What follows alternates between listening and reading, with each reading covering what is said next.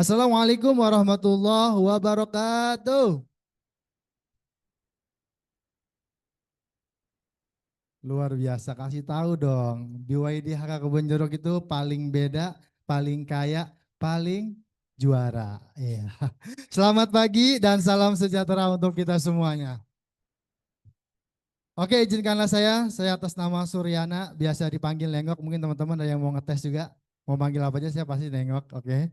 Yang terhormat Bapak Rahmat Fajar Aziz ACBP dan GA selaku manajer HK Auto Head Office yang bertindak sebagai narasumber pada pagi hari ini. Yang terhormat Bapak Nahrawi Sugama selaku branch manager BYD HK Kebun Jeruk. Yang terhormat Bapak Ibu Supervisor dan juga rekan-rekan yang pada hari ini, pagi hari ini saya lihat semangat banget ya. Mudah-mudahan langkahnya teman-teman dari rumah ke kantor ini untuk satu tujuannya memperkaya diri dan memperbanyak ilmu. Oke. Senang sekali rasanya hari ini saya Kang Yana menyapa Bapak Ibu dan juga rekan-rekan semuanya di acara spesial pada pagi hari ini yaitu menyongsong tema Leaders Talks Value episode kedua. Boleh melihat tepuk tangannya? Wow, luar biasa. Hari ini tepat hari Jumat tanggal 22 Agustus tahun 2025. Kita sama-sama memeriahkan untuk acara kita semuanya pagi hari ini. Dan marilah kita sama-sama menundukkan kepala atau kita memulai acara pada hari ini dengan awalan doa. Karena tujuan kita yaitu sama-sama memperkaya, yang kita tahu tujuan kita itu duit, awalannya itu yaitu doa. Mudah-mudahan dengan doa ini niat teman-teman melangkah dari rumah ke kantor yang kita cintai tentunya dapat dimudahkan dan dilancarkan oleh Allah Subhanahu wa taala. Berdoa menurut agama dan yang percaya masing-masing dipersilakan.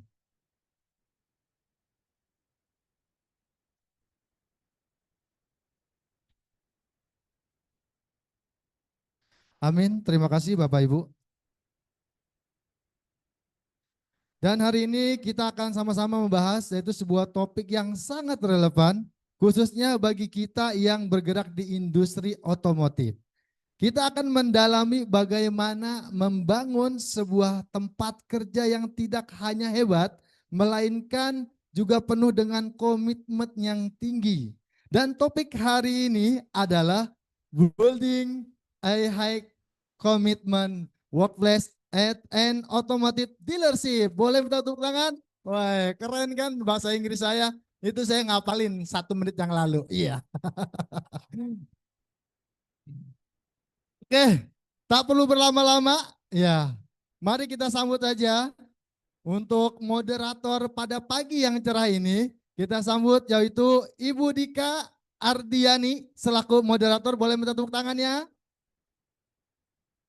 Karena hari ini spesial ada moderator kita yaitu Kak Dika Ardiani yang akan memandu jalannya diskusi yang inspiratif pada pagi hari ini. Kak Dika Ardiani, selamat memandu diskusi pada pagi hari ini Kak Dika. Dan ini saya menyerahkan kepada Kak Dika untuk memandu jalannya diskusi kita pada pagi hari dengan tema yaitu komitmen. Kepada Kak Dika dipersilakan. Ya, baik. Terima kasih atas waktu dan kesempatannya, Kang Yana. Yes. Assalamualaikum warahmatullahi wabarakatuh. Selamat Waalaikumsalam. pagi. Pagi.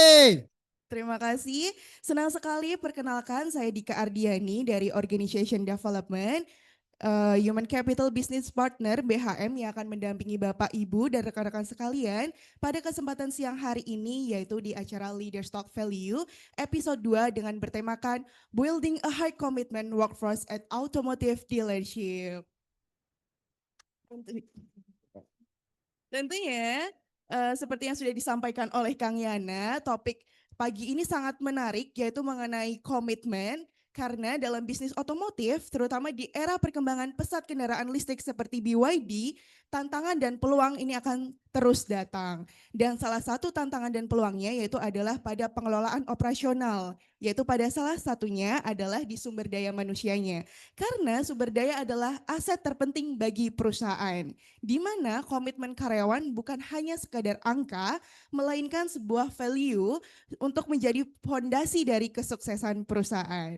Dan pada pagi hari ini kita akan membahas dan mengupas tuntas bersama narasumber yang sangat kompeten dan sangat hebat. Beliau adalah seorang manajer di Human Capital, tentunya sudah kompeten di Human Capital dan sudah malang melintang di dunia otomotif.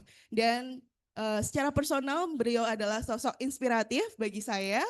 Mari kita langsung sambut saja Pak Rahmat Fajar Aziz. Mari Bapak.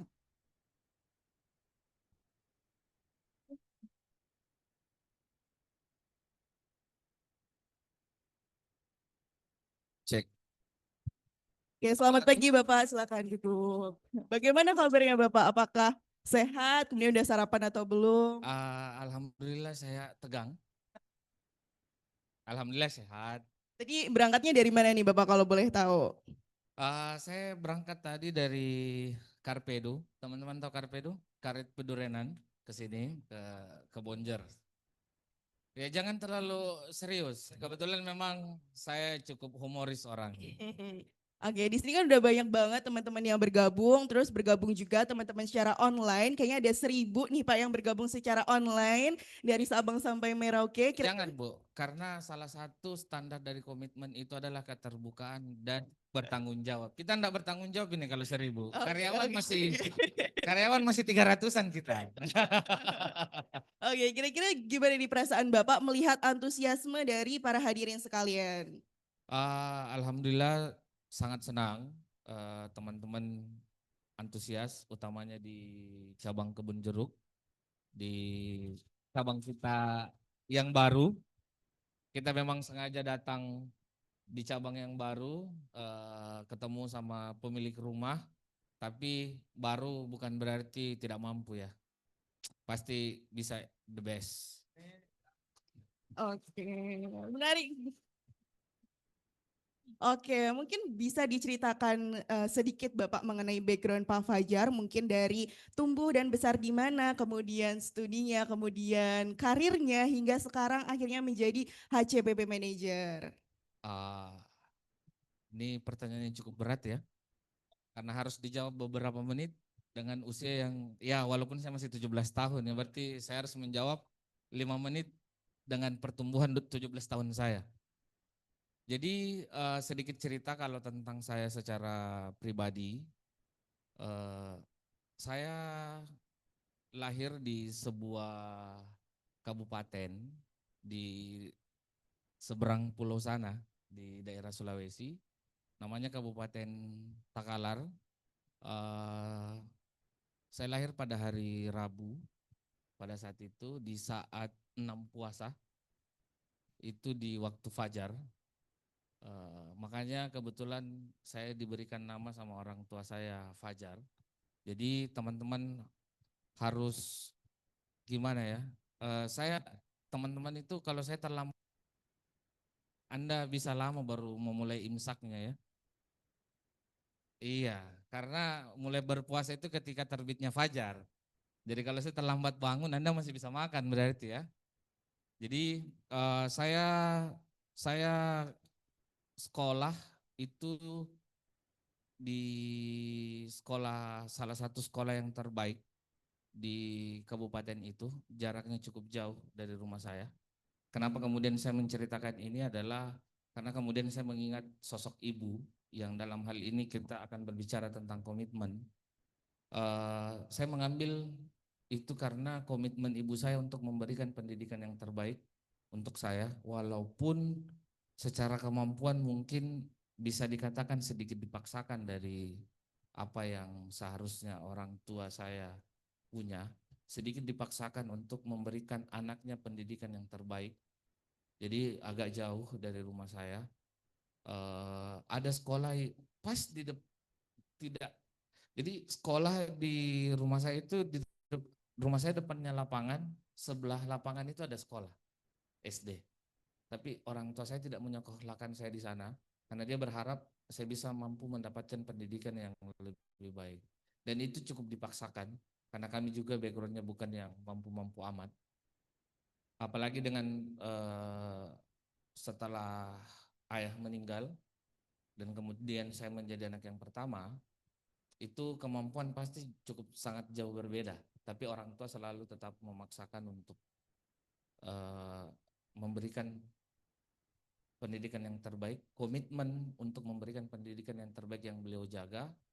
SD, SMP, SMA saya di Kabupaten Takalar.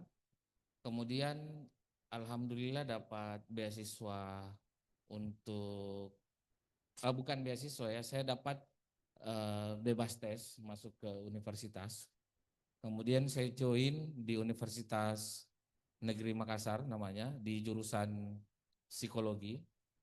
Jadi saya join di psikologi, kemudian sambil kuliah saya bukan bisnis ya, belajar usaha di dunia otomotif juga. Pada saat itu rental mobil, di dunia rental mobil, dan sambil kuliah saya membiayai kuliah saya sendiri. Ini bukan untuk pamer, bukan ria ya, karena apa namanya, saya memiliki saudara. Untuk kemudian saya bisa mengurangi beban orang tua, saya membantu komitmen orang tua untuk mampu menyekolahkan anaknya di tempat yang terbaik karena saya masih punya adik, jadi saya berusaha untuk tidak menjadi tanggungan orang tua. Kemudian saya mulai masuk bekerja secara profesional itu sebenarnya ikut menjadi karyawan karena sebelumnya sebagai owner, ya dong, karena kita yang jalankan bisnisnya. Jadi saya kebalik dari pengusaha ke karyawan, bukan dari karyawan menjadi seorang pengusaha. Hidup saya kebalik. Ya, tapi memang tuntutan karena lingkungan ya. Saya join pertama kali di Toyota, Toyota Haji Kala sebagai HR untuk performance and talent. Kemudian pindah ke industrial relation, kemudian pindah ke subholding dan ke holding, kemudian ke perusahaan properti, kemudian ke otomotif lagi di pabrikan Korea, dalam hal ini Hyundai, dan sekarang ada di pabrikan China di BYD. Oke, menarik sekali ya rekan-rekan sekalian. Oke, tadi perjalanannya cukup dinamis ya, berdinamika, kemudian sangat meaningful juga. Tapi saya kepo nih Bapak, sekiranya siapa sih tokoh inspiratif Bapak yang menurut Bapak gitu hingga menjadikan seorang Pak Fajar ini seperti sekarang, seperti itu? Sebenarnya saya harus bilang kalau tokoh inspiratif ya pasti, kebetulan saya beragama Islam. Tokoh inspiratif adalah Nabiullah Muhammad Sallallahu Alaihi Wasallam. Dan selain itu adalah sosok seorang ibu yang menurut saya menjadi inspirasi untuk sekarang menjadi seperti ini. Oke, karena ibu ya pasti Bapak dan juga Nabi Muhammad SAW ya. Rekan-rekan sekalian, oke luar biasa ya Bapak. Jadi bisa dibilang Bapak ini sosok yang sangat penyayang, family man, kemudian juga businessman juga ya. Karena tadi sempat ada bisnis juga seperti itu. Oke, mungkin kita langsung saja masuk ke sesi utama nih Bapak, tanpa berlangsung lama-lama lagi. Untuk nanti teman-teman sekalian yang bergabung secara offline maupun secara online, semisal ada pertanyaan, bisa saja langsung raise hand di sela-sela diskusi, atau teman-teman yang online sekiranya terkendala bisa menyampaikan di kolom komentar ya rekan-rekan sekalian. Oke Bapak, karena tadi kita berbicara mengenai komitmen ya Bapak, karena kita juga berada di sebuah industri otomotif yang dimana salah satunya fondasi yang paling penting adalah di sumber daya manusianya. Sebenarnya apa sih Pak fondasi daripada komitmen itu sendiri? Oke, kalau kita berbicara masalah komitmen, itu sebenarnya menurut saya ada dua sisi. Kalau dalam hal ini kita sebagai perusahaan dan di sisi yang lain sebagai karyawan, sebenarnya yang paling penting itu adalah keterbukaan salah satunya. Kenapa? Karena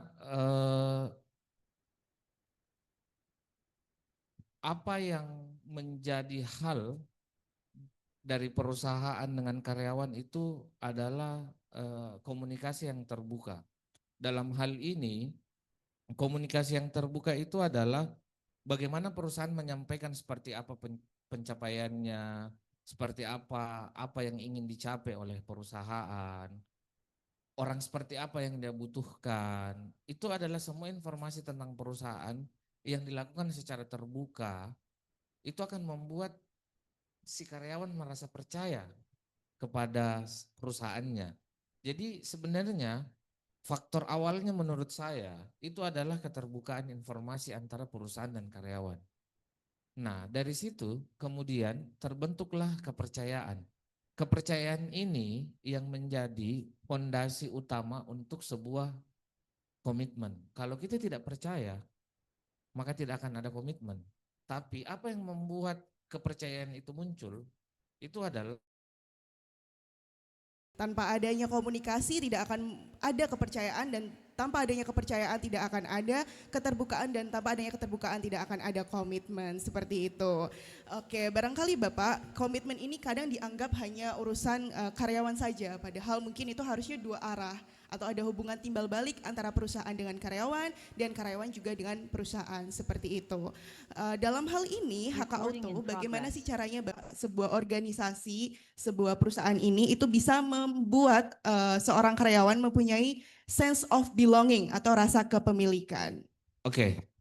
Kalau terkait dengan rasa kepemilikan, saya teringat tentang OCB, Organizational Citizenship Behavior, di mana mungkin secara harfiahnya adalah perilaku kewargaan organisasi. Yang dimaksud perilaku kewargaan organisasi adalah bagaimana seorang warga betul-betul berperilaku layaknya seorang warga yang taat kepada tempat dia tinggal. Nah, kalau kita tarik kepada dalam bentuk perusahaan, sebenarnya namanya saja komitmen. Komitmen memang sebenarnya ada komitmen kepada diri sendiri, tapi atas hal apa yang ingin kemudian kita capai. Itu kita harus berkomitmen. Nah, dalam hal perusahaan memang itu harus ada dua hal dari segi perusahaannya dan segi karyawannya. Nah, untuk mengejar ini sebenarnya itu lumayan challenging. Jadi saya garis bawahi dulu ya. Pertanyaannya adalah apakah komitmen itu hanya satu arah? Itu dua arah antara perusahaan dan karyawan. Nah, sebenarnya kalau dari pertanyaan ini saya masih lebih tertarik ketika dibahas yang mana yang duluan penting berkomitmen, perusahaan dulukah atau karyawan dulukah? Itu. Kalau saya tanya teman-teman yang hadir offline, kira-kira yang mana yang duluan penting? Harus Oke. berkomitmen. Hah? Oke, mana yang lebih penting nih rekan-rekan sekalian? Dari perusahaan dulu. Oke, dari perusahaan dulu Bapak. Dari perusahaan dulu. Oke. Eh, jadi maaf ya, saya keluar dari konteksnya Budika, kaget moderatornya. Jadi gini, memang saya sependapat dengan teman-teman karena saya juga adalah karyawan walaupun pada satu sisi sering mewakili sebagai pihak perusahaan. Jadi memang ketika kita berhubungan dengan organisasi dalam hal ini dunia kerja, saya merasa memang yang paling penting pertama adalah perusahaan. Kemudian ketika perusahaan telah berkomitmen, disitulah karyawan melihat perusahaan bagus nih, komit nih dengan apa yang diomongin. Barulah si karyawan untuk kemudian berkomitmen. Tapi untuk menjawab pertanyaannya Budika, memang keduanya. Yang dimana dalam hal ini perusahaan kita itu telah melakukan beberapa hal yang kemudian menjadi komitmennya. Seperti yang saya katakan tadi bahwa komitmennya itu adalah tentang semua hal dilakukan secara terbuka.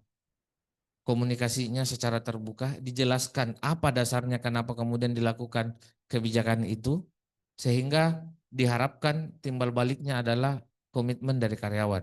Contoh, saya ambil contoh. Pada saat ingin mengeluarkan sebuah aturan, itu disosialisasi dulu, kemudian diterapkan. Itu adalah salah satu bentuk komitmen perusahaan kepada karyawan bahwa kita sampaikan dulu aturan mainnya sebelum kita melakukan pertandingannya. Jangan kita sudah tanding tiba-tiba aturannya gini ya. Berarti Anda tadi melanggar ini dan segala macam.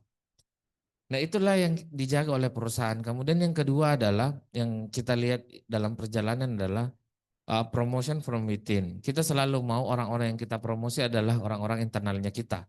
Tapi itu adalah koma. Ketika orang-orang kita sudah siap. Nanti ini kita mungkin bahas dalam teman selanjutnya, tapi selama orang-orangnya kita sudah ada yang siap, maka kita akan promosi itu. Dan itu adalah komitmen perusahaan. Sudah terjadi di SPV kita, dari sales internal kita. Yang kedua dari administrasi yang sekarang sudah menjadi ADH. Yang ketiga adalah dari SPV sekarang sudah menjadi BM. Dan itu adalah komitmen perusahaan untuk itu. Komitmen-komitmen yang lain ada banyak juga yang akan yang tidak bisa saya sebutkan satu persatu pada pertemuan hari ini. Mungkin Oke. dilanjut di sebentar ya. Oke, baik, menarik sekali. Jadi memang tadi Pak Fajar lebih sepakat bahwa itu tumbuh daripada perusahaan sendiri. Untuk karyawan baru nanti akan ada hubungan timbal balik dari karyawan ke perusahaan. Demikian ya Bapak. Iya. Oke, tapi sebenarnya tadi sudah dijelaskan Bapak dari POV perusahaannya. Namun sekiranya apa sih Bapak langkah strategis konkret dari Human Capital Business Partner atau HCPP dalam menumbuhkan rasa komitmen itu di karyawannya Bapak? Jadi kalau ditanya dari HCBP, apa yang harus dilakukan? Jadi sebenarnya itu komitmen itu tidak bisa dipaksakan. Sebagaimanapun itu adalah hal yang sangat susah. Kami akan memaksa teman-teman untuk komitmen itu akan susah. Karena komitmen itu harusnya muncul dari dalam diri karyawannya. Apa yang perlu kami lakukan di HC untuk teman-teman bisa komitmen ke perusahaan, itu salah satunya adalah yang kita bahas tadi dengan sebelum kita mulai adalah tentang IHT. Dalam hal ini adalah development yang berkelanjutan. Jadi kita harus menciptakan atau membuat dari HC development yang berkelanjutan buat teman-teman, sehingga orang yang berada pada posisi yang sekarang itu kita bisa develop untuk posisi berikutnya.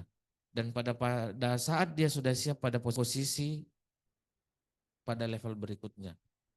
Nah, ini yang kemudian salah satu strategi dari HC untuk bagaimana membuat komitmen itu terjadi. Karena kita tidak bisa memaksakan komitmen.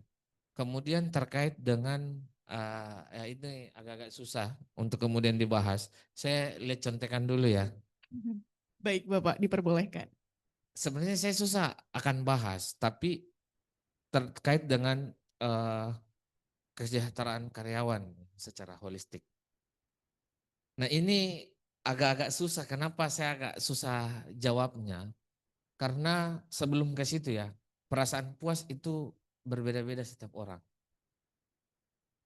Secara perusahaan mungkin mengatakan ini bahkan sudah bagaimana perusahaan ini memberikan yang terbaik, tapi secara karyawan itu masih belum puas. Jadi yang kami maksud adalah kesejahteraan secara holistik adalah bagaimana perusahaan berkomitmen untuk mengapresiasi kepada karyawan yang telah memberikan kontribusi yang terbaik. Dari segi gajinya otomatis ketika dia memberikan kontribusi yang terbaik dan dia naik pada posisi tertentu, maka otomatis perubahan akan berada pada gaji pada posisi tertentu. Karena kenapa? Semakin tinggi jabatan, logikanya itu gajinya akan semakin tinggi. Tapi untuk mendapatkan itu harus dilalui oleh proses penilaian performance yang baik, kelayakan untuk berada pada posisi itu. Kemudian yang kedua adalah kita memahami kondisi yang ada, seperti yang terjadi sebelumnya, perusahaan kemudian berkomitmen menambahkan hal-hal tertentu pada bagian tertentu. Ini kenapa saya susah jawab, karena yang hadir offline ini mungkin bukan bagian dari bagian-bagian tertentu, jadi susah saya jawab. Tapi di sisi yang lain, itu kita telah memberikan hal yang itu. Kenapa? Yang ada adalah bagaimana kemudian kita memberikan kepada sales gaji yang cukup kompetitif dibanding yang lain, dan kemudian perlakuan yang lebih baik kepada teman-teman. Ya, dan mungkin saja silahkan berdoa ketika kemudian akan ada perubahan di kedepannya. Tapi dengan tentu hal itu selain perusahaan yang berkomitmen, kita butuh karyawan yang berkomitmen. Karena kenapa? Segala hal akan terjadi. Misal nih kita mau bangun ke depan 30-40 cabang.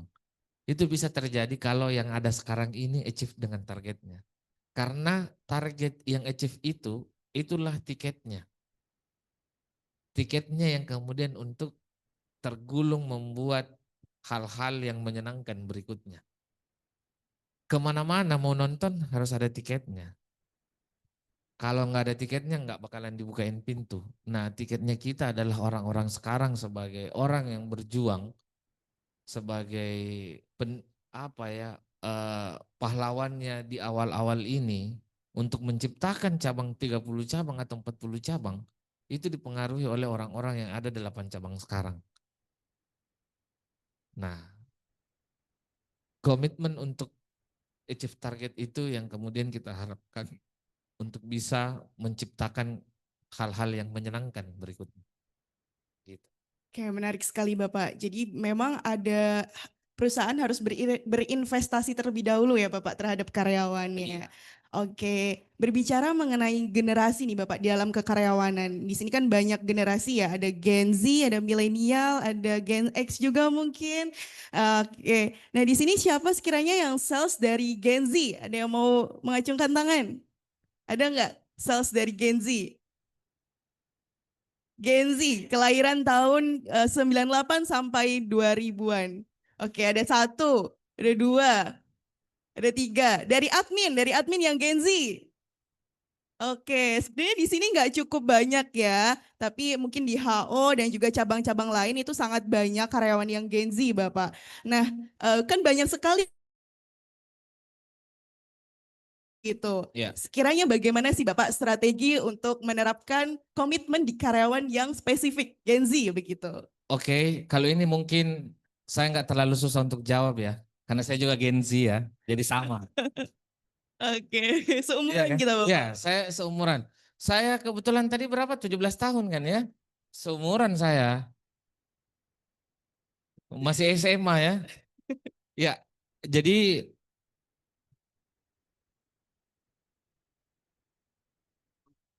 nah, ini enak kalau sebutannya Gen Z. Yang salah ketika sebutannya Gen Z. Dibutuhkan kalau mati lampu. Oh, itu Gen Z ya. Nah, oke. Jadi saya sebenarnya gimana ya? Terus terang nggak suka mendikotomi ada Gen Z, baby boomers dan segala macam. Menurut saya sebenarnya ya walaupun ini memang dunia telah menyatakan ada Gen Z, saya itu sebenarnya tidak merasa harus ada pelabelan itu. Harusnya kan siapa yang tua, saya nggak melihat ke Pak Ugam ya, siapa yang lebih tua, siapa yang lebih muda gitu kan. Tapi ada dasaran norma yang harus dipenuhi oleh setiap usia. Tapi ya ayo kita menjawab pertanyaan dari moderator karena berbicara tentang Gen Z. Gen Z itu menurutku adalah orang-orang yang sangat banyak informasi yang dia terima. Tapi masalah apakah dia analisanya dalam terkait informasi itu, sorry, belum tentu. Karena saking banyaknya informasi. Nah, kalau ditanya tentang komitmen perusahaan untuk orang-orang yang Gen Z, apalagi di secara perusahaan data menunjukkan itu milenial, Gen Z, baby boomers itu cuman nggak nyampe 1% dengan populasi yang ada sekarang. Nah, eh, sebenarnya seperti yang saya ungkapkan tadi, jadi development itu yang dibutuhkan oleh Gen Z. Development yang berkelanjutan itu yang dibutuhkan oleh Gen Z. Sebenarnya dia mau di develop apa sih? Perusahaan menyediakan development apa sih untuk dia? apa yang dia butuh. Dan celakanya menurut saya Gen Z itu kadang jarang mau mengungkapkan yang dia mau, tapi dia berharap orang lain, dalam hal ini konteks ini perusahaan yang menyediakan itu. Itu baru perusahaan yang oke menurut dia. Maaf ya, karena kita satu satu Gen Z sama-sama. Saya merasanya begitu sebagai Gen Z. Ya. Jadi kita perusahaan itu harus menunjukkan bagaimana development yang jelas. Kemudian yang kedua yang tadi tentang kesejahteraan yang holistik. Jadi saya belum lanjutkan. Jadi sebenarnya bukan hanya sebatas gaji lah, bonus lah, ya kan Pak? Sudah agak-agak terasa ya. Bukan hanya itu yang dibutuhkan oleh Gen Z sebenarnya. Jadi terlepas dari situ kita berkomitmen dari perusahaan work life balance ini yang selalu dikumandangkan oleh gen saya Pak Ugam ya. Maaf ya, saya harus membedakan Bapak dengan saya karena saya Gen Z. Ya Gen Z saya. Kalau mereka-mereka ini Gen Z adalah work life balance sehingga di perusahaan kita ada culture yang kita bentuk.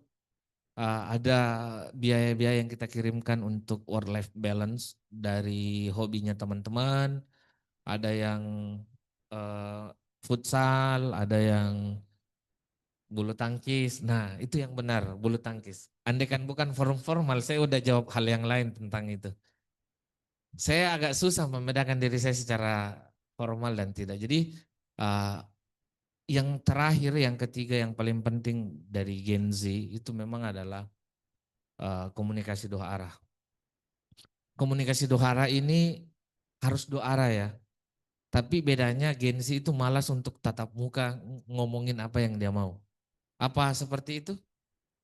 Yang mana Gen Z-nya? Oke, Hah? Bener ya? betul Bapak, betul. Jadi Gen Z itu kebetulan tim saya juga gitu Pak Ugam. Ah, Gen Z itu nggak mau ngomong, tapi dia mau dipahami. Jadi terpaksa kita harus menjadi kalau orang Makassar bilang itu Sandro Pak. Paranormal, cenayang, dukun. Nah kita harus jadi itu. Untuk bisa memahami mereka. Karena beda sama letting-lettingnya Pak Ugam. Dia harus nah sama eh, Pak Coco kan, dia itu lebih senang datang nanya Pak kenapa begini dan segala macam. Tapi Gen Z itu kayak enak banget nih perusahaan kayak gini, udah nggak ngerti kita gimana caranya bos. Kita mau ngerti, nah makanya itu untuk memfasilitasi kita bikin banyak kanal-kanal komunikasi dua arah. Jadi nanti kita, bukan nanti ya, jadi kami sudah melaksanakan sebelumnya ada yang namanya town hall meeting. Itu di mana semua karyawan bisa untuk komunikasi, memberikan pertanyaan sampai ke chief CEO. Dan kemudian ada banyak forum-forum, kanal-kanal yang kita akan buat. Kedepannya juga kita akan berusaha sudah mengaktifkan kembali. Jadi di perusahaan saya dulu, perusahaan tempat yang sama, itu kita membuat ada namanya entahkah istilahnya HC Champion atau apa, itu adalah forum komunikasi bipartit dua arah antara karyawan dan perusahaan. Nah, biasanya kami menunjuk perwakilan di setiap cabang itu yang bertugas menyampaikan informasi dari karyawan ke perusahaan. Kemudian secara pribadi HC dan ke anak-anak saya sudah sampaikan bahwa jadi kan seperti ini Pak, yang saya telaah, yang saya analisa selama ini, informasi-informasi itu si Gen Z ini nggak mau nyampein ke yang beda gen. Dia sesama Gen Z, ke tim yang sesama Gen Z, yang hobinya apapun di sebelum makan bukan berdoa tapi foto, ya. Foto 32 kali yang disimpan cuma dua sebenarnya. Di post hanya satu bahkan, dan ketika perempuan itu ada identifikasi yang sangat spesifik, itu jarang ada foto yang lurus badannya. Kaki kiri ke depan dan segala macam. Nah, itu adalah model-modelnya teman-teman dan kami buat banyak kanal-kanal hal seperti ini juga. Teman-teman bisa bertanya. Ini salah satu yang kita buat untuk teman-teman bisa komen, bisa berinteraksi, bisa bertanya supaya inspirasinya bisa nyampe ke perusahaan. Karena yang perlu kami sampaikan dari pihak perusahaan adalah ketika ada hal-hal yang perlu perusahaan lihat, jangan menunggu perusahaan merespon itu, tapi tolong berikan informasinya. Karena terkadang perhatian yang terlambat itu hambar rasanya. Ini kata Dracin ya, perhatian yang terlambat itu hambar, nggak ada gunanya. Jadi sebelum perhatian atau kebijakan yang keluarkan HO terlambat, ayolah tolong, ayo kita komunikasi doa, informasi banyak kok. Ada Instagram, ada boleh hubungi DM ya, jangan di itunya, jangan di halaman depannya. Kemudian ada forum nanti kita akan buat, disampaikan ke perwakilannya, dan WA ke saya pun, WA ke anak-anak silahkan. Alhamdulillah tidak ada WA yang saya tidak balas sampai saat ini. Ya, dari cabang manapun, siapapun, saya pasti balas. Oke, itu. Perhatian yang terlambat hambar Iya rasanya. dong. Perlu di-highlight teman-teman, perhatian yang terlambat hambar rasanya. Oke, menarik ya Bapak, karena di sini saya nggak cuma selaku moderator, saya seperti dibacakan tadi sama Pak Fajar gitu, sikap-sikap saya, kemudian ternyata saya selama ini seperti itu ya Bapak ya. Oh, saya nggak mengatakan begitu, karena Anda moderator hari ini. Bahaya, acara saya hari ini bisa rusak kalau moderatornya tersinggung. Oke, oke teman-teman, mungkin barangkali ada yang ingin bertanya, saya kasih kesempatan terlebih dahulu untuk teman-teman yang offline.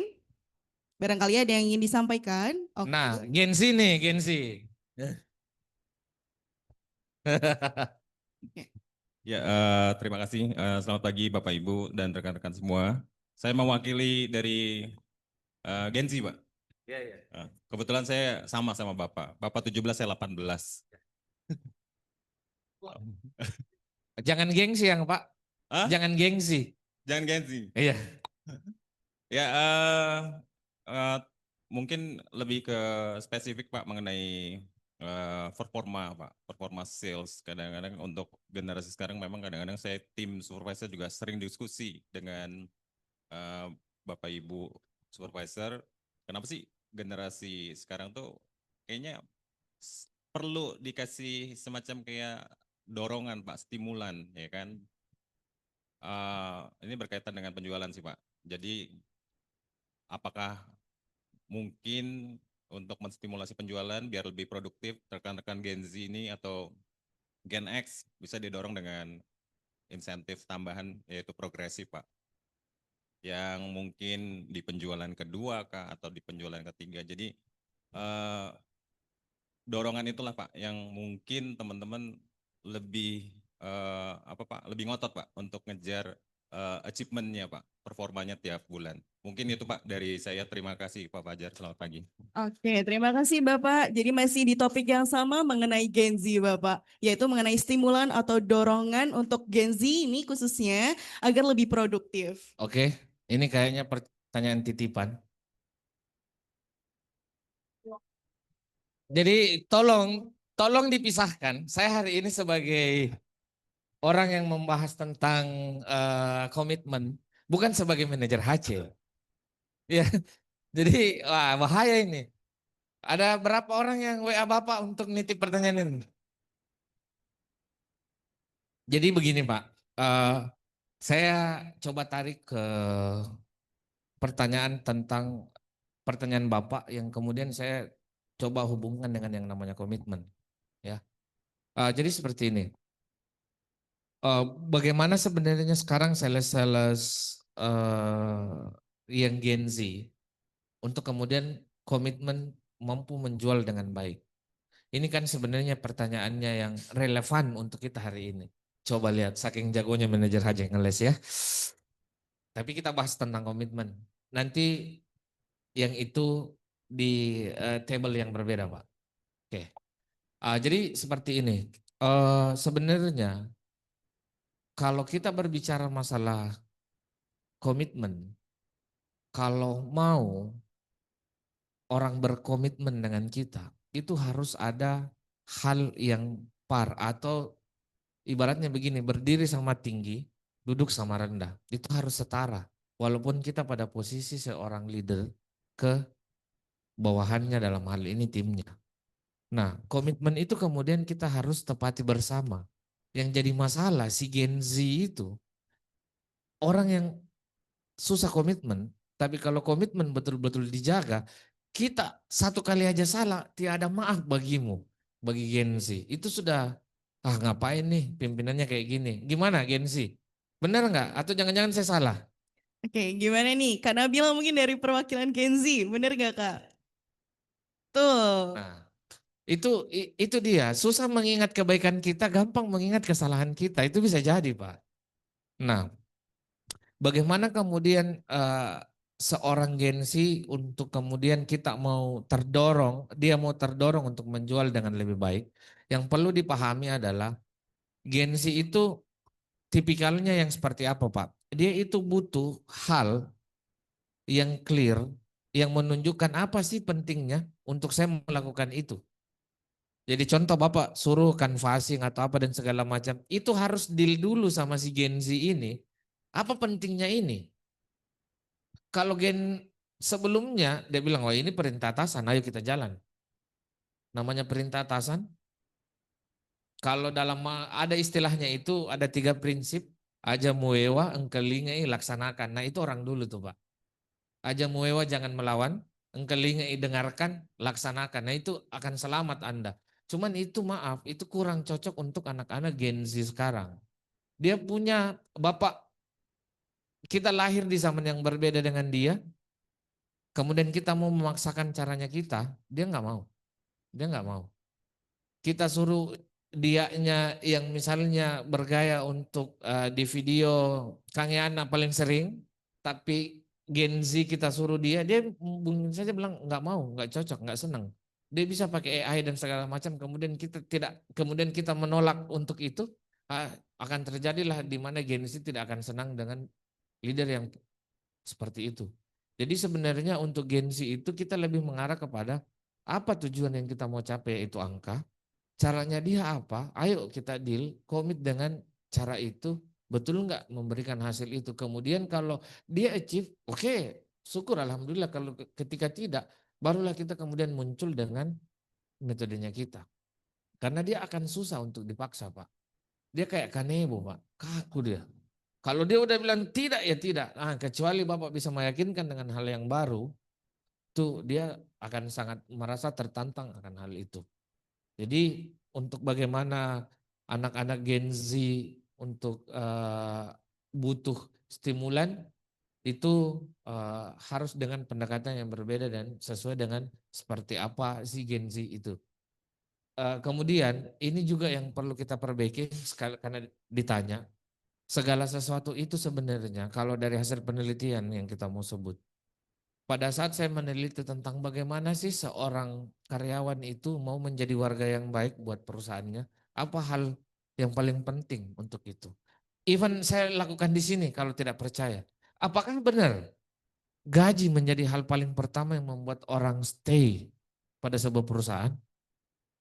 Tidak. Kan bukan. Nah ini jangan pernah kita berharap bahwa anak-anak kita harus dipaksa gara-gara uang, bukan. Salah satu hal yang cukup berkontribusi dalam orang mau stay pada sebuah perusahaan itu adalah hubungan antara atasan dan bawahan. Dan Anda yang sebagai leader adalah perwakilan perusahaan di cabang. Ketika anak-anak merasa atasannya nggak oke, itu kan sama aja bapak dan emaknya dia di rumah. Oke apa enggak? Ketika itu enggak, sorry, dia akan pindah. Kenapa dalam dunia dealer ini ketika orang-orang pindah, SPV-nya pindah, yakin dan percaya datanglah si sales-salesnya di hari berikutnya. Saya nggak mau ngambil seorang supervisor yang nggak bisa bawa tanda kutip gerbongnya. Kenapa? Berarti anak-anaknya nggak ada yang senang sama dia. Berarti bukan anak-anaknya yang salah dong. Dianya yang salah. Iya kan? Jadi itu adalah salah satu yang mempengaruhi. Kita jangan melihat dari segi bahwa anak-anak, apalagi anak-anak Gen Z. Saya tanya anak-anak Gen Z, betulkah karena uang Anda kemudian mau giat jualan? Bukan, bukan itu Pak. Jadi memang kita harus dealing dulu sama anak-anak bahwa sebenarnya apa sih sebenarnya yang dia butuh. Dia butuh sebenarnya karir path yang jelas. Setelah ini dia kemana, dia menjadi apa dan segala macam. Nah ini yang akan diciptakan juga oleh perusahaan. Kita akan membuat karir path.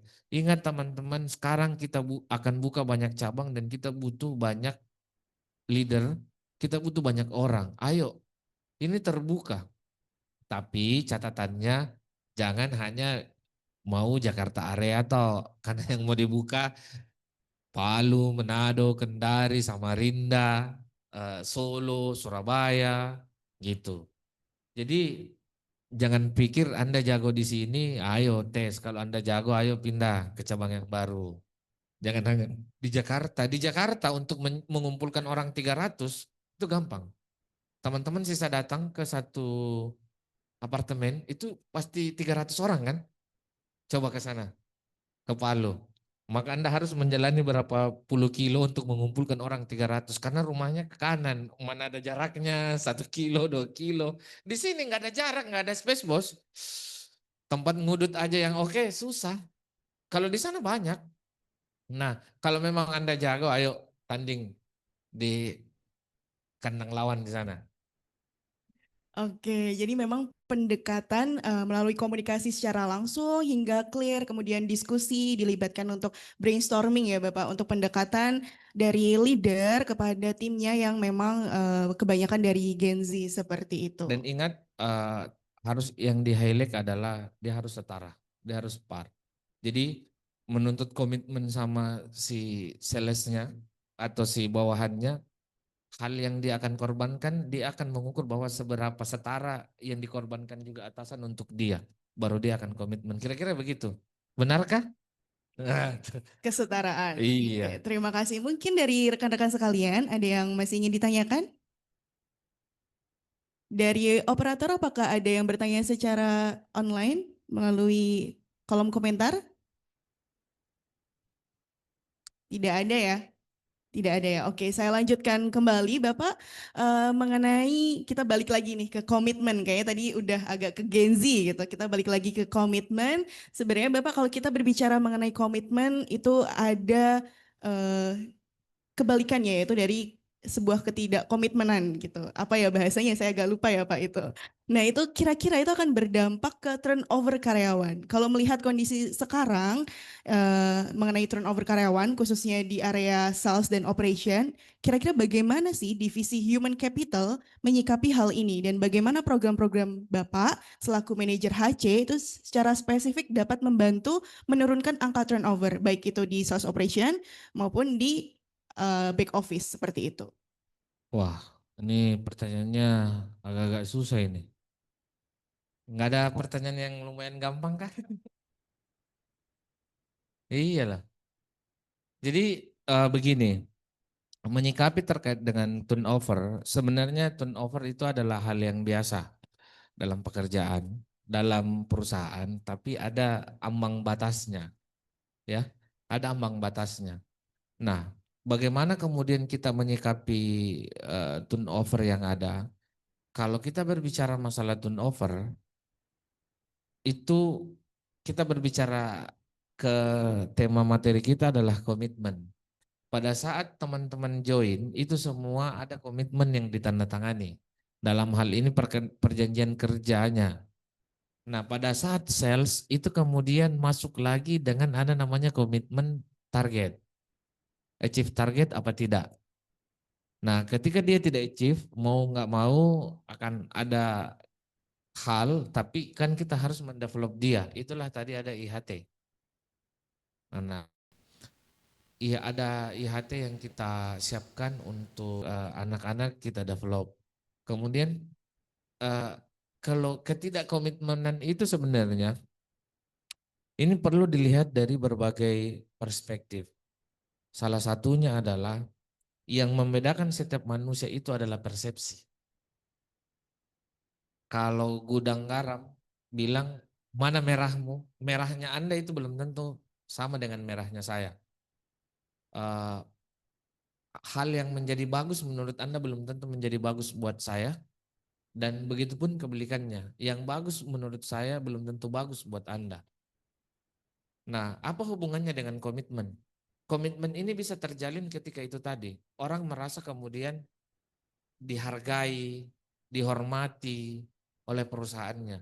Untuk menjaga turnover ini, makanya kita harus memberikan reward yang sesuai kepada orang-orang yang achieve target dengan naik level, naik jabatan, dan itu akan berubah terkait di salary-nya. Ini yang perlu kita pastikan. Karena percuma, orang sama-sama komitmen nih. Komitmen, achieve komitmennya tidak ada. Penghargaan yang diberikan, kepercayaan, itu nggak boleh. Itu akan merusak komitmen dan itu akan bisa merusak eh, orang-orang tidak senang dan akhirnya keluar, maka turnover akan tinggi. Kemudian yang eh, kedua adalah eh, setelah kemudian kita memberikan penghargaan kepada karyawan. Nah, ini kita juga meminta kepada bapak-bapak yang sebagai leader untuk menjadi perpanjangan tangannya HC untuk sembari memberikan penghargaan kepada timnya yang achieve target. Jangan hanya tiap hari SPK, mana SPK lo ini, pas dapat SPK, ya udah cari lagi, nah kayak gitu. Jadi bagaimana kita kemudian menghargai si karyawan karena yang berinteraksi tiap hari adalah pimpinannya di cabangnya. Kami di HO memfasilitasi untuk itu. Jadi kami mohon untuk masing-masing leader memperhatikan karyawannya. Ingatlah ketika dia yang pergi bapak sendiri yang pusing. Pusingnya bapak tiba-tiba dipindahkan ke HC melalui form PTK. Form permintaan tenaga kerja. Nah sampailah di kami dicarilah. Bapak butuh cepat. Sedangkan kami punya proses, ada psikotes, wawancara dan segala macam baru placement kembali. Jadi tolong jagalah keluarga kita yang ada sekarang, berilah apresiasi. Karena tanpa apresiasi memang itu hal yang sulit. Jadi yang penting adalah apresiasi perusahaan kepada karyawan. Oke, apresiasi ya Bapak. Perlu adanya reward dari perusahaan untuk karyawan, dari leader untuk timnya, seperti itu. Sekiranya mungkin ada yang ingin disampaikan atau ingin ditanyakan dari hadirin yang bergabung secara offline? Dari tim sales mungkin? Oke. Atau dari tim admin? Oh iya maaf, saya tambahkan sedikit sambil menunggu pertanyaan. Jadi jangan sampai saya ulang yang tadi ya, jangan sampai kita hanya berpikir bahwa reward itu hanya dalam bentuk finansial, uang. Seperti yang saya katakan tadi bahwa jangan pernah melihat sesuatu, kita survei sendiri bukan uang yang menjadi hal utama. Sekarang itu terlalu banyak kita negatif thinking, ya. Iya, lebih baik positive thinking, jangan negatif thinking. Karena terlalu banyak sekarang negatif thinking. Jadi yang dibutuhkan dari leader adalah bagaimana memberikan reinforcement secara non material juga. Karena ini yang penting. Masalah dihadapi anak-anak, apa yang butuh kita sebagai orang yang terlahir duluan, orang yang kemudian bisa melihat secara lebih bijak kepada anak-anak. Dan ini yang menjadi kasus bahwa pendampingan secara mental yang kurang. Saya pernah, jadi Bapak Ibu, saya terkadang setiap minggu itu pasti akan selalu ada orang yang minimal saya telepon dari cabang-cabang tertentu atau yang saya temani ketemu. Hal yang menjadi perhatian sekarang adalah kategorinya begini, dia bilang, sudah cukup lah Pak, kami tahu kami kejar target, tapi masa iya dibeginikan dan segala macam. Jadi berarti orang-orang ini mengejar secara psikisnya. Apa yang Bapak berikan ke dia yang menentu Bapak achieve target? Bapak mendampingi dia secara mentalnya seperti apa? Buat anak-anak seperti apa merasa nyaman? Dan itu ingat, masalahnya bukan hanya masalah target saja. Ada hal lain yang membuat itu. Kita harus legowo bertanya apa yang mempengaruhi kenapa dia seperti itu. Bisa jadi targetnya tidak achieve karena baru putus cinta. Tidak achieve karena ada masalah yang lain. Tapi kemudian kita hadir hanya mau mengejar mana DO-nya, mana SPK-nya. Di mana kita dalam proses dia mengalami kesusahan itu.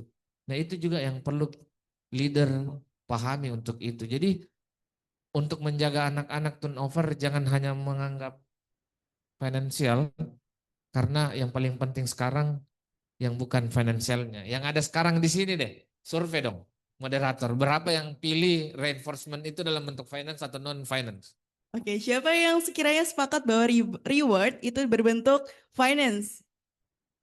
Oke, sedikit sekali ya. 1, 2, 3, 4, 5, 6. Oke. Oke, yang tidak berbentuk finance, finansial. Oke, Ya. lebih sedikit Bapak. Oke, jadi memang kita tidak boleh memunafikkan bahwa kita tidak butuh finance. Kita butuh. Tapi yang kemudian menjadi tidak kalah pentingnya adalah aspek selain itu. Karena teman-teman ada gaji. Kalau marah, kami sudah gaji. Tugasmu memang seperti ini. Mana aspek finance?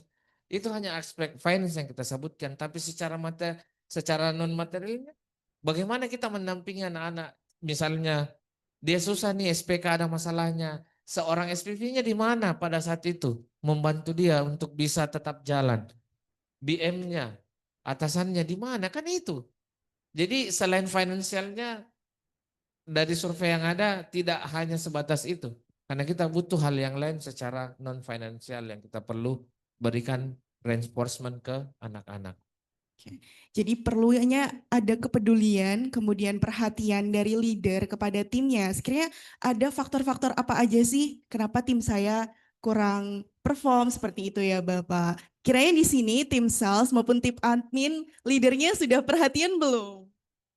Sudah keren, Bonjeng. Sudah enggak? Maksudnya gimana? Jadi sudah atau belum nih? Oke, sekali lagi saya berikan kesempatan kepada rekan-rekan yang bergabung secara offline dan online untuk menyampaikan pertanyaannya. Ada pertanyaan Kak dari online. Oke, mungkin dari tim operator. Langsung. Boleh. Oke, izin membacakan ya Bapak. Oke, ada pertanyaan dari tim online kita.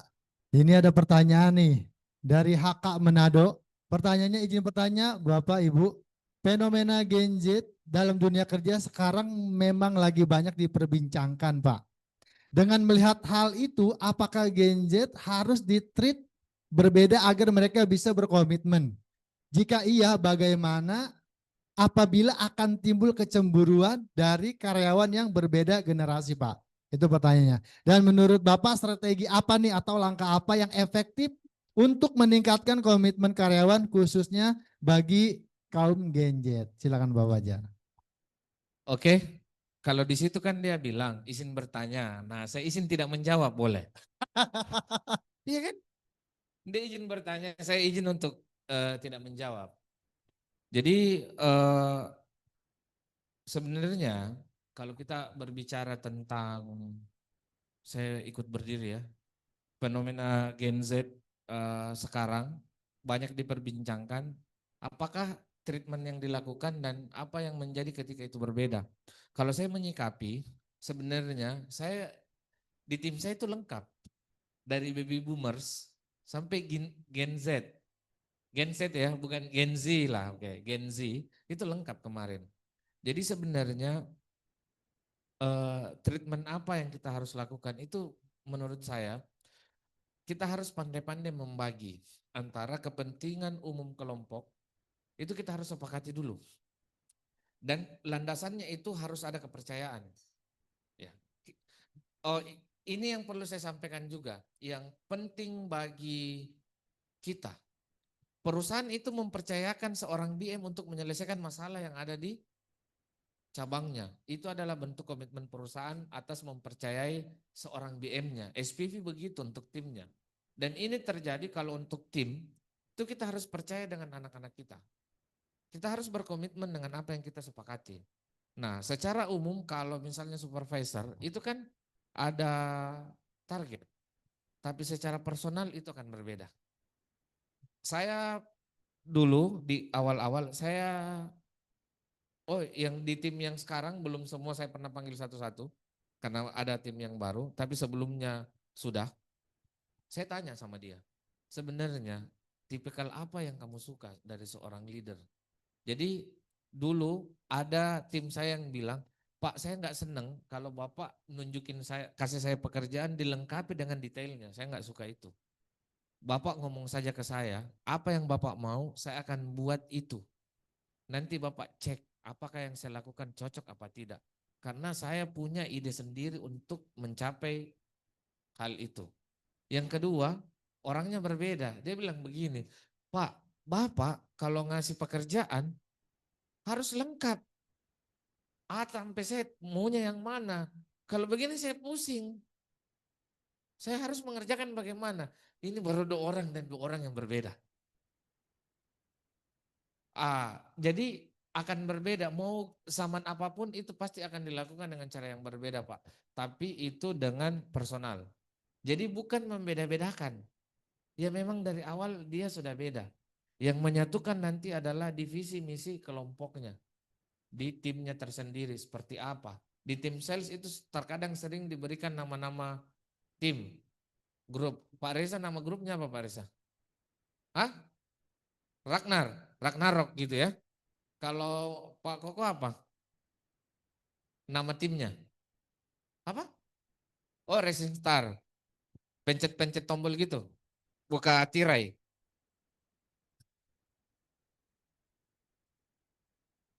Nah itu.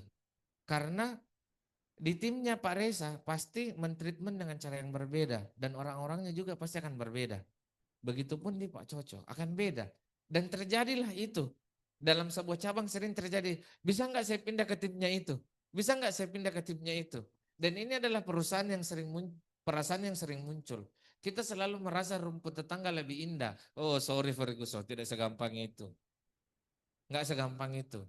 Jadi karena kenapa? Logikanya, dasarannya manusia zaman sekarang, dia itu lebih gampang melihat sesuatu yang baik di timnya orang, susah melihat yang jeleknya di timnya orang. Tapi kalau di timnya, dia melihatnya yang jeleknya, susah lihat baiknya.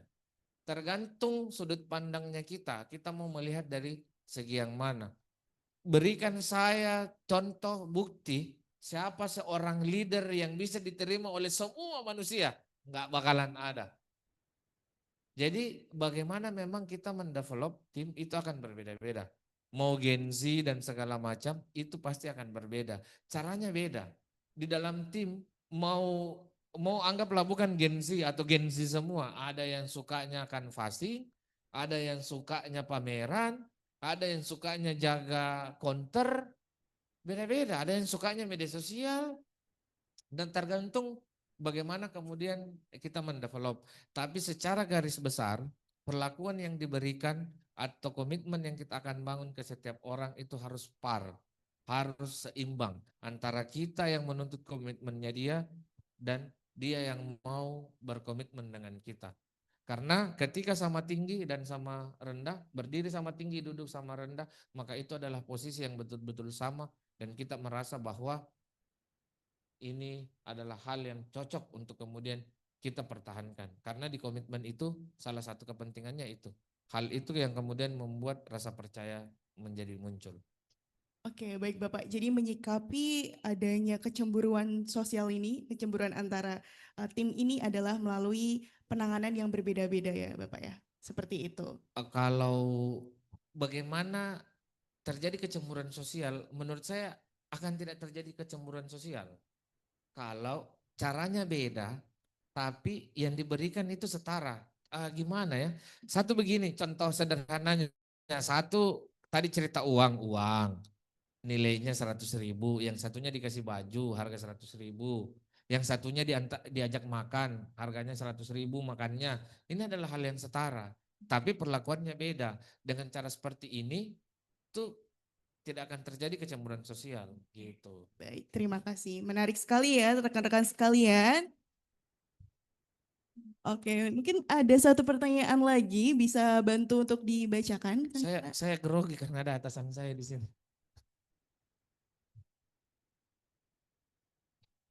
Dan online lagi, nggak ada. Oh, nggak ada Kak Oh, Dika.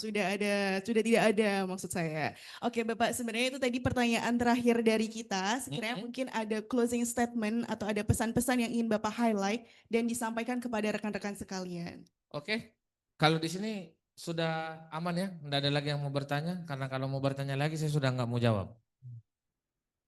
Oke, aman? Teman-teman sales gimana? Ini kesempatan ini. Oke, saya nanya boleh? Oke, Nanya. boleh, boleh. Oke. Oke, selamat pagi Pak Baja dan Kak Dika. Izin bertanya, saya mungkin mewakili pertanyaan dari tim sales.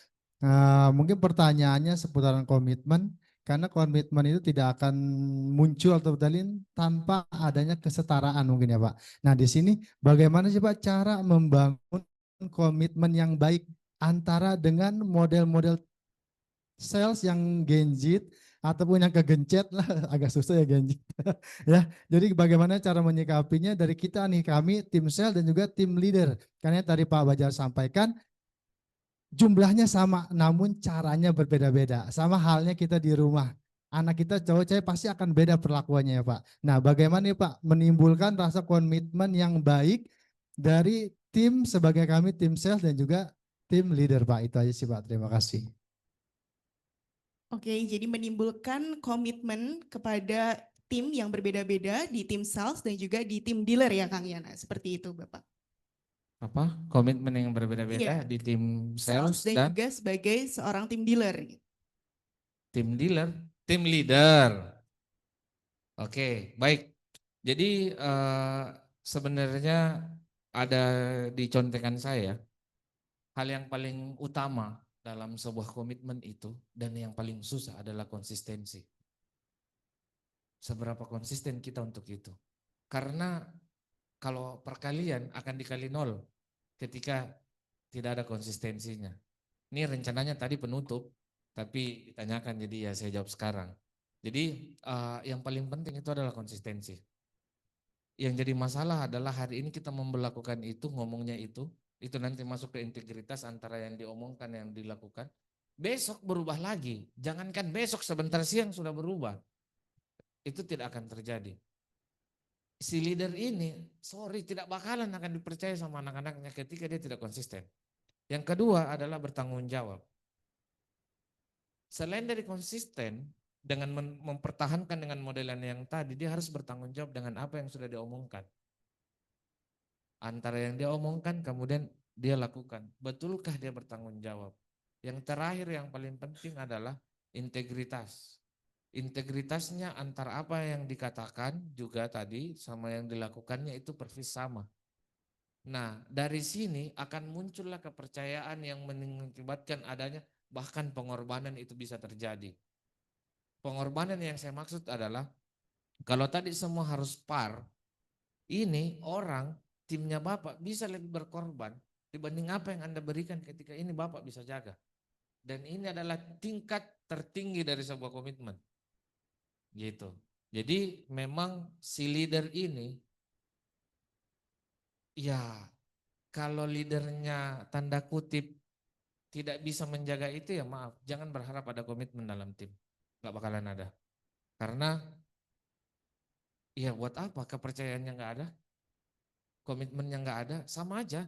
Bapak bisa lari 17 kilo sehari. Tapi tidak komitmen, masih lebih bagus orang yang lari 5 kilo sehari tapi bisa komitmen. Nah gitu. Kita butuh orang yang berkomitmen agar hubungan ini tetap terjaga gitu kira-kira. Oke baik, jadi ada 3 kata kunci ya Bapak. Konsistensi, tanggung jawab, dan integritas. Merupakan kunci daripada sebuah komitmen itu sendiri rekan-rekan sekalian. Mungkin ada beberapa yang ingin disampaikan kembali Bapak sebagai closing statement? Atau dari Oke. Cek. Oke, Pak Bajar izin ada pertanyaan dari teman-teman kita yang online. Ini dari Nadia, sekretaris. Wow. Hilang. Izin bertanya Bapak, bagaimana sih cara Pak Bajar mengatasi gap antara karyawan Genji dan boomer dan menciptakan lingkungan kerja yang harmonis?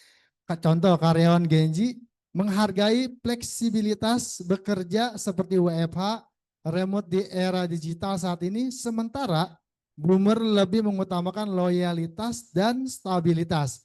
Serta bagaimana kiat-kiat Bapak untuk dapat memanfaatkan potensi besar yang dimiliki Genji untuk kemajuan perusahaan. Terima kasih Bapak.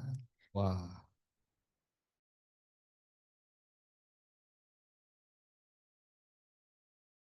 Banyak titipan ya. Baik, izin bertanya, saya izin tidak menjawab. Saya coba ya menjawab. Bagaimana caranya mengatasi gap antara Gen Z dengan baby boomers? Jadi kalau yang saya pernah alami, saya cerita saja yang pernah saya alami ya. Jadi saya coba ngecek baby boomers, kita report presentasi misalnya PDCA. Gen Z bikin slide presentasi itu Canva dan segala macam. Di tengah-tengahnya dibuat sendiri dengan template yang sama. Yang di baby boomersnya yang asli masih template 97 sesuai usia. Nah, apa yang kemudian saya lakukan? Setelah itu selesai, saya coba datang langsung ke baby boomers. Ini gimana Pak sebenarnya dan segala macam. Terus deal, Pak bisa nggak laporannya dibuat seperti ini? Ini nanti seperti ini. Jadi ya kalau memang nggak bisa, pilihannya masih bisa kita develop atau tidak. Tapi kalau kita tidak bisa develop, maka kita harus menyiapkan siapa yang bisa bantu. Nah kita ada hal yang kemudian tidak bisa sejalan ya, nggak bisa sejalan. Karena kalau kita mengejar kompetensi tertentu, misalnya kemampuan komputer dan segala macam, itu bisa jadi berbeda. Nah tapi kita bagaimana tugasnya adalah mendevelop gitu, supaya beliau bisa achieve sesuai dengan target yang kita mau. Nah pertanyaan keduanya adalah bagaimana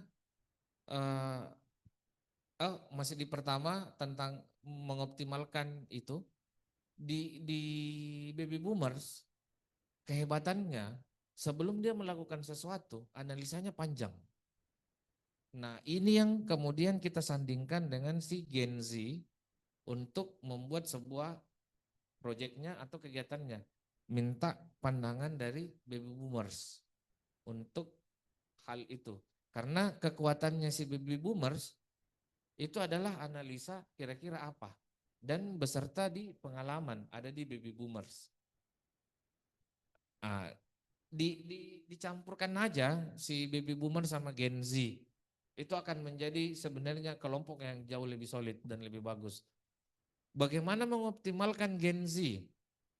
Sebenarnya lagi dan lagi saya nggak suka membagi-bagi. Tapi kan pertanyaannya adalah bagaimana mengoptimalkan karyawan untuk mampu mencapai tujuan perusahaan dengan potensinya. Ya kan? Begitu. Walaupun kita membahas spesifik Gen Z. Kenapa? Sekarang yang harus kita pikir, apakah kita mau berfokus pada kekurangannya atau kita mau berfokus pada kehebatannya? Nah, langkah paling cepat adalah menurut saya fokus sama kelebihannya. Apa kelebihannya dari Gen Z ini? Tentang informasi, tentang apa lagi? Teknologi. Ayo kita gunakan itu. Develop dia menjadi betul-betul expert di situ. Nah, bottleneck-nya misalnya data atau source data yang masuk ini kurang teranalisa. Maka buatkanlah bridge-nya di situ pelatihan tentang bagaimana membentuk data yang bagus. Nah, itu. Jadi kita fokuskan saja ke kelebihannya dan saya yakin Gen Z itu adalah penyambung atau estafet kepemimpinan yang baik ke depannya. Dan semua zaman bagus. Semua zaman bagus. Ya karena mungkin saya bukan Gen Z ya dan selalu dibahas Gen Z, saya nggak merasa gen saya nggak bagus. Kelompok usia saya, tapi intinya adalah kita fokuskan ke anak-anak yang memang apa sih kelebihannya. Kalau di tim saya itu Pak, anak-anaknya senangnya by WA, listing di WA, apapun dibahas di WA. Terpaksa, bukan terpaksa, ya kita join masuk di grupnya mereka. Bercandaannya mereka pun kita ikut. Apalagi Pak saya dari seberang pulau, gabung sama orang di sini, istilahnya itu banyak yang aneh-aneh. Apalagi ini, saya harus ikut mengerti dengan istilahnya, apakah menjadi rojali, rombongan jarang beli apa dan segala macam. Tongkrongannya sampai saya harus belajar makan sesuatu yang berbeda dengan yang ada di pulau sana. Itu kemudian saya ikut terlibat dengan kegiatannya mereka yang kadang merasa, wah saya kayak terlalu tua ini. Dan di saat yang bersamaan kita mencoba berusaha memasukkan nilai-nilai yang menurut kita benar. Karena kalau langsung maksain itu susah. Sama kayak tadi saya bilang kayak Kanebo. Lu siapa? Apa sih manfaatnya lu bagi gue? Nah ini ketika komunikasi tidak berjalan, jangan harap untuk kemudian masuk kepada kata-kata komitmen, kepada kata-kata dia siap berkorban, nggak bakalan ada. Karena memang harus ada komunikasi dua arah, dasar untuk segala hal. Gitu. Baik, menarik sekali Bapak bahwa oke, tepuk tangan yang meriah untuk Pak Fajar. Bahwa untuk mendevelop orang itu kita perlu fokus pada kelebihan masing-masing dan mengkombinasikan dari kelebihan dan kekurangan daripada karyawan tersebut. Kiranya ada pertanyaan lagi dari Bapak Ibu yang bergabung secara offline dan online? Apakah Sudah. Sudah ya, Karena sudah honor saya kayaknya tidak cukup lagi nih. Bayarannya dikit. dari Pertanyaan operator terlalu apakah banyak. sudah cukup? Sudah cukup ya? Ada lagi Oke. satu kalau mau, nggak apa-apa. Oke. Ada Oke, satu bisa lagi dari Irfan dari IHT Balikpapan. Pak izin ingin bertanya, dari segi loyalitas, apakah pulang tepat waktu atau tenggo bisa diartikan kurang berdedikasi dibandingkan sering lembur? Bagaimana nih Pak? Oke, saya gunakan sekarang manajer HC saya. Tidak, orang yang pulang tenggo adalah orang yang keren. Karena kalau lembur saya bayar lembur lagi. Enggak. Oke, jadi saya jawab. Sebenarnya salah satu indikator menurut saya, orang yang bagus adalah orang yang pulang tenggo. Kenapa? Banyak sekali. Pertama, antara tanggung jawab pekerjaannya dia mampu selesaikan tepat waktu. Berarti waktu main-mainnya kurang. Yang kedua, ini orang yang memiliki tanggung jawab yang tinggi. Karena mampu menyelesaikan semua tanggung jawabnya. Ini yang sempurna ya, dia pulang tenggo tapi pekerjaannya jadi ya. Bukan pulang tenggo pekerjaannya nggak jadi. Kemudian yang ketiga, dia ini adalah orang yang betul-betul mampu memanfaatkan atau achieve targetnya apapun kondisi yang terjadi. Karena kita tahu setiap hari selalu pasti berbeda hal yang kita hadapi. Tapi dia selalu mampu pulang tenggo. Ini apakah orang yang tidak loyal? Loyal. Kecuali dia pulang 14.59, 16.59. Nah itu, sorry Anda bukan orang yang loyal karena Anda pulang cepat 1 menit. Karena dalam peraturan perusahaan juga diatur pulangnya jam 5. Tank dan go gitu. Itu adalah orang yang menurutku loyal karena itu adalah standar. Ingat loh, loyalitas itu bukan hanya seberapa lama dia tinggal. Karena standar loyal itu ada 2. Loyalitas itu diukur dari bagaimana dia berkomitmen stay pada perusahaan dan yang kedua bagaimana dia perform. Bukan loyalitas ketika Anda stay tapi Anda tidak perform, bukan itu. Sorry Ferguson, tidak segampang itu nama kata loyal. Jadi saya sering mengatakannya adalah loyalitas tanpa batas. Loyalitas tanpa batas yang saya maksud itu yang membedakan sebenarnya karena orang sudah pada ngomong loyal ada yang stay. Tapi sebenarnya definisi loyal ada 2 kriterianya. Dia stay pada sebuah perusahaan dan yang kedua dia perform. Makanya inilah yang saya sebut loyalitas tanpa batas gitu. Oke, baik. Jadi memang tidak ada hubungannya dengan loyalitas ya Bapak antara tenggo dan tidak tenggo. Tetapi lebih ke seberapa bertanggung jawab kita sih terhadap pekerjaan kita. Pulang tenggo artinya dia mungkin bisa seperti itu ya Bapak. Oke, kesempatan terakhir, apakah masih ada pertanyaan? Honornya tambah ya. Dari online masih ada satu Kak Dika. Gimana nih?